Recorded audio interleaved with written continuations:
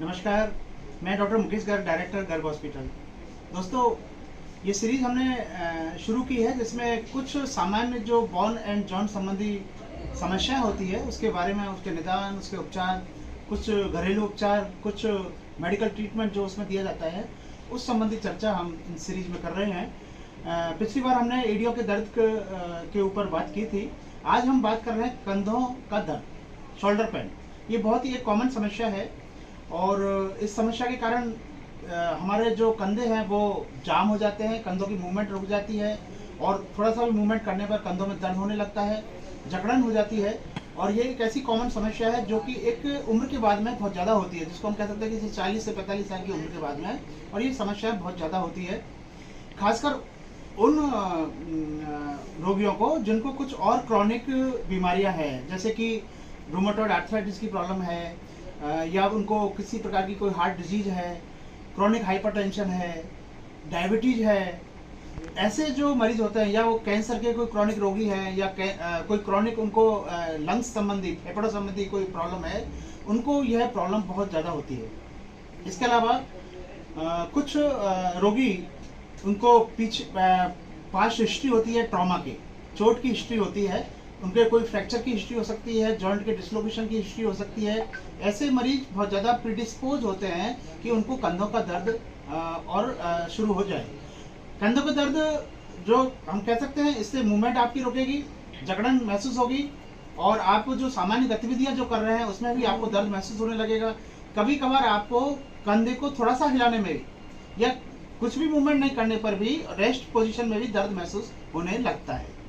तो ये इससे हम पहचान सकते हैं कि आपको प्रॉब्लम है। इसको एक बहुत कॉमन एक वर्ड है जो यूज होता है, उसे कहते हैं फ्रोजन शोल्डर, यानी कि कंधा आपका फ्रीज हो गया है, कंधे की मूवमेंट आपकी रुक गई है। और इसको, ये एक स्पेसिफिक प्रॉब्लम है। कंधे के दर्द का कारण सिर्फ फ्रोजन शोल्डर नहीं होता, इसके अलावा और भी कारण होते हैं, लेकिन फ्रोजन शोल्डर जो प्रॉब्लम है वो एक काफ़ी कॉमन प्रॉब्लम होती है, जिसको एडेजिव कैप्सुलाइटिस हमारे मेडिकल टर्म में बोलते हैं, जिसमें कि जो कंधा है उसके चारों तरफ जो रोटेटर कफ होता है, रोटेटर कफ एक तरह से मान के चलें कि क्योंकि ये जो कंधे का जोड़ है वो इस प्रकार का होता है, यह एक अत्यधिक गतिशील वाला जोड़ है, जिसपे कि हम 360 डिग्री मूवमेंट कर सकते हैं अपने कंधे की। इस तरह का ये जोड़ बनाया हुआ है।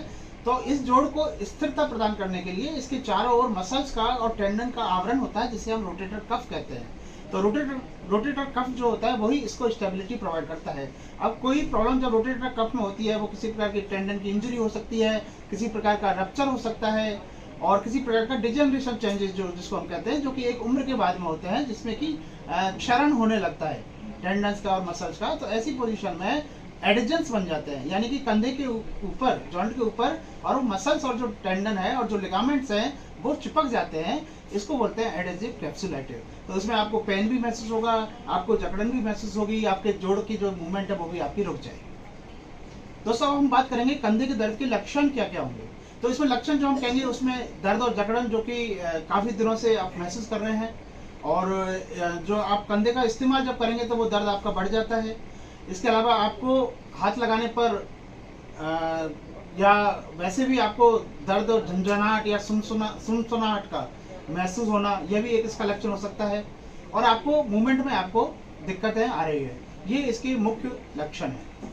अब हम बात करेंगे कि हमें डॉक्टर को कब दिखाना है। तो आपके कंधे का दर्द जब आपको बिल्कुल आपकी मूवमेंट को रोक रहा है, आपको दर्द के साथ साथ चक्कर आ रहे हैं, या आपको कुछ और समस्या है साथ में, जैसे कि आपके चेस्ट में पेन हो रहा है, जकड़न हो रही है, या अभी कोई चोट आपको लगी है, उस चोट के बाद दर्द एकदम बढ़ गया है आपका, या घरेलू उपचार लेने के बाद भी आपका दर्द ठीक नहीं हो रहा है। दोस्तों, कंधे का दर्द ये समझना बहुत ज़रूरी है। कई बार तीव्र कंधे का दर्द जो है वो रेफर्ड पेन भी हो सकता है, यानी कि आपके हार्ट अटैक की प्रॉब्लम है, आपको कोई क्रॉनिक हार्ट डिजीज है, ऐसे में आपको कई बार रेफर्ड पेन होता है। कई बार जो आपके लीवर है या पित्ताशय में कोई कैंसर है, लंग्स में कैंसर है, उसका भी रेफर्ड पेन जो है, गर्दन की आपके सीवियर प्रॉब्लम है, उसकी पेन भी कई बार रेफर्ड होते हैं शोल्डर तक। तो एक रेफर्ड पेन हो सकता है। हमको यह जानना बहुत ज़रूरी होता है कि यह कोई रेफर्ड पेन तो नहीं है, क्योंकि वो एक प्रकार की मेडिकल इमरजेंसी है। इसलिए आपको यह समझना होगा कि किसी प्रकार का एसोसिएटेड सिम्टम्स जो कि आपके कंधे के दर्द के साथ में है, जैसे कि आपको चक्कर आ रहे हैं, या आपको आपका बीपी लो हो रहा है, आपको घबराहट हो रही है, पसीने आ रहे हैं, जकड़न टाइप की आपको महसूस हो रही है, या आपके गर्दन और जबड़े में आपको जकड़न महसूस हो रही है, दर्द महसूस हो रहा है, तो ऐसी पोजीशन में आपको इसे सामान्य कंधे का दर्द नहीं मानकर ये एक मेडिकल इमरजेंसी भी हो सकती है और आपको तुरंत आपके चिकित्सक से सलाह लेना बहुत जरूरी होता है। अब हम बात करेंगे कंधे के दर्द के मुख्य कारण क्या है। तो मुख्य कारण दोस्तों सबसे पहला जो मैंने बताया था वो है रोटेटर कफ की इंजरी, यानी कि जो आपका आवरण है आपके कंधे के चारों तरफ जो मसल्स और लिगामेंट्स का, उसमें किसी प्रकार की इंजरी होने से, उसका क्षरण होने से या पुरानी चोट होने के कारण वो आपको एक तरह से वो इंजर्ड हो गया है, तो वो एक एडिजन्स उसके बनने लगते हैं। तो रोटेटर कफ इंजरी इसका मेन कारण है। इसके अलावा आपको कोई कॉमन जैसे सामान्य सिस्टमिक बीमारी है, जैसे कि आपके जिसमें कार्टिलेज डैमेज होता है, जैसे कि रूमेटॉइड आर्थराइटिस है या ऑस्टियोआर्थराइटिस है या कोई गाउटी आर्थराइटिस है, इस तरह की कोई समस्या है तो उसमें भी आपका कंधा जो है वो इन्वॉल्व हो सकता है। इसके अलावा कोई रेफर्ड पेन हो सकता है, जो मैंने आपको बताया था। तो आपकी कोई और क्रोनिक जो प्रॉब्लम है, जैसे कि आपकी हार्ट की प्रॉब्लम है या कि आपके किसी प्रकार की लीवर या लंग्स में प्रॉब्लम है या आपके सर्वाइकल प्रॉब्लम है, उसका भी रेफर्ड पेन आपके शोल्डर में हो सकता है। इसके अलावा फ्रैक्चर और डिसलोकेशन, ट्रॉमा, कोई अभी रिसेंटली आपके कोई ट्रॉमा हुआ है, आप कोई फर्श पर गिर गए हैं या कोई एक्सीडेंट हुआ है, उसमें हो सकता है आपको कोई डिसलोकेशन हो जाए या कोई फ्रैक्चर हो जाए। वो पेन काफ़ी तीव्र पेन होता है और उसके आपके साथ साथ उसमें आपको स्वेलिंग भी दिख सकती है, आपको वहाँ पर रेडनेस भी दिख सकती है। तो ये कुछ एसोसिएटेड सिम्टम्स साथ में होते हैं। हम बात करेंगे कंधे में दर्द के बचाव के लिए प्रिवेंशन कैसे करें। तो इसके लिए आपको जरूरी है कि आपका प्रॉपर फिजिकल थेरेपी यानी एक्सरसाइज जो है वो आप अपने रूटीन आपकी लाइफ स्टाइल का हिस्सा बनाएं। तो जो एक्सरसाइज हम बॉडी की करते हैं उसके साथ साथ कंधे की एक्सरसाइज करना भी जरूरी है। इससे आपकी रोटेटर कफ की फ्लेक्सिबिलिटी बनी रहेगी, उसकी मांसपेशियां जो है आपके कंधे के ऊपर वो मांसपेशियां आपकी स्ट्रांग होंगी, तो वो उसको स्टेबलाइज करेगी। तो थोड़ी बहुत जो चोटें होती है, थोड़ी बहुत कोई इंजरी होती है, उसमें वो शोल्डर को प्रोटेक्ट करती है, उसके कार्टिलेज को डैमेज होने से बचाती है। तो ये आपको बहुत ज़रूरी है। इसके अलावा किसी प्रकार का व्यायाम करने के बाद में आपको प्रॉपर रेस्ट देना जरूरी है। आपको अगर बहुत ज़्यादा आपने कोई जैसे वेट लिफ्टिंग का करते हैं, वेट लिफ्टिंग के बाद में आपको बहुत ज़रूरी है कि आप एक प्रॉपर रेस्ट उन मसल्स को दें, जिससे कि उनको एक प्रॉपर रिलैक्सेशन का टाइम, मसल्स फटीग होने के बाद उस पर रिलैक्सेशन होना बहुत जरूरी है। अदरवाइज क्या होगा, मसल्स फटीग होती जाएंगी और एक पोजीशन में वो स्ट्रेन होकर और वो रप्चर हो जाएंगी, तो वो एक कारण बन जाएगा आपके शोल्डर पेन का। अब हम बात करेंगे कि डॉक्टर को जब दिखाते हैं डॉक्टर क्या करेगा। जैसे आप डॉक्टर को दिखाएंगे, कंधे का दर्द लेकर आप जाएंगे, आपसे वो हिस्ट्री में कुछ पूछेगा कि आपसे कोई ट्रॉमा की हिस्ट्री तो नहीं है, आपको कोई क्रॉनिक इलनेस तो नहीं है, इसके बारे में जानकारी लेगा, आपके परीक्षण करेगा, आपके कंधे की मूवमेंट देखेगा कि आपकी मूवमेंट की रेंज क्या है, कौन सी मूवमेंट जो है वो रुक रही है। जनरली जो फ्रोजन शोल्डर की प्रॉब्लम होती है उसमें जो आगे की मूवमेंट है वो आपको सही रहती है, लेकिन जो पीछे की मूवमेंट है या हम जब बाहर की तरफ घुमाते हैं कंधे को, ये वाली मूवमेंट जो है वो रुकती है। तो ये परीक्षण के दौरान देखा जाता है। इसके अलावा कुछ बेसिक इन्वेस्टिगेशन आपके कराए जाएंगे, जिसमें कि एक्सरे है, अल्ट्रासाउंड है, आपको MRI भी एडवाइज हो सकती है। इसके अलावा कुछ ब्लड की जांच भी आपके करा सकते हैं, जिसमें देखना पड़ेगा कि आपको कोई क्रॉनिक इलनेस, क्रॉनिक कोई सिस्टमिक प्रॉब्लम तो नहीं है, जैसे कि रूमेटॉइड आर्थराइटिस है, गठिया है, इस तरह की प्रॉब्लम, उसका पता आपको ब्लड की जांच से ही लगेगा।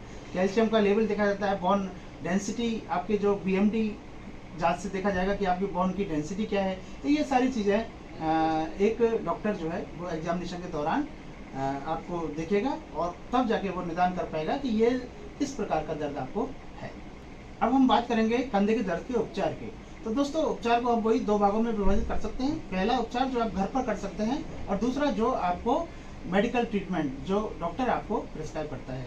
तो पहले उपचार में घर में जो हम कर सकते हैं वो ये है कि कुछ over the counter pain killer होते हैं जो आप किसी भी मेडिकल स्टोर से ले सकते हैं, लेकिन वो एक लिमिटेड समय के लिए आप यूज करें, उनको आप रेगुलर यूज नहीं करें और बिना डॉक्टर की देखभाल के नहीं करें। लेकिन कुछ OTC over the counter pain killer हैं वो आप ले सकते हैं। इसके अलावा एक्सरसाइज को आपको विशेष ध्यान देना पड़ेगा, लेकिन एक्सरसाइज भी अगर आप फिजियोथेरेपिस्ट की देखरेख में करवाएं तो वो ज़्यादा बेटर होगा। इसके अलावा आप इसमें हॉट वाटर फर्मेंटेशन वो भी घर पर कर सकते हैं। इवन जो आपको एक्यूट प्रॉब्लम है उसमें आप कंधे के दर्द में आप बर्फ का सेक कर सकते हैं। एक्यूट प्रॉब्लम ये है कि आपको कोई चोट लगी है, चोट में आपका चोट के बाद में पेन हुआ है तो वो एक्यूट पेन हुआ है। जैसे मैं आपको बर्फ का सेक ज़्यादा अच्छा आपको रहेगा। लेकिन अगर क्रॉनिक पेन है और समस्या काफ़ी दिनों से आप देख रहे हैं, माइल्ड पेन है और किसी और सिस्टमिक इलनेस आपको है, जैसे कि आपको कोई हार्ट डिजीज है या कोई और डायबिटीज है, इस तरह की प्रॉब्लम है, तो आप उसमें गर्म सेक जो है वो कर सकते हैं। ये लेकिन फिर भी मैं आपको सलाह दूंगा कि आप डॉक्टर के देख रेख में कम से कम फिजियोथेरेपिस्ट से एक बार कंसल्ट करके ही और सेक की आप पूरी सलाह लें। अब बात आती है मेडिकल ट्रीटमेंट की। मेडिकल ट्रीटमेंट में आपको इन्वेस्टिगेशन के बाद में वह यह डॉक्टर ये जानने की कोशिश करेगा कि आपको दर्द का एक्चुअल में कारण क्या है, रूट कॉज क्या है।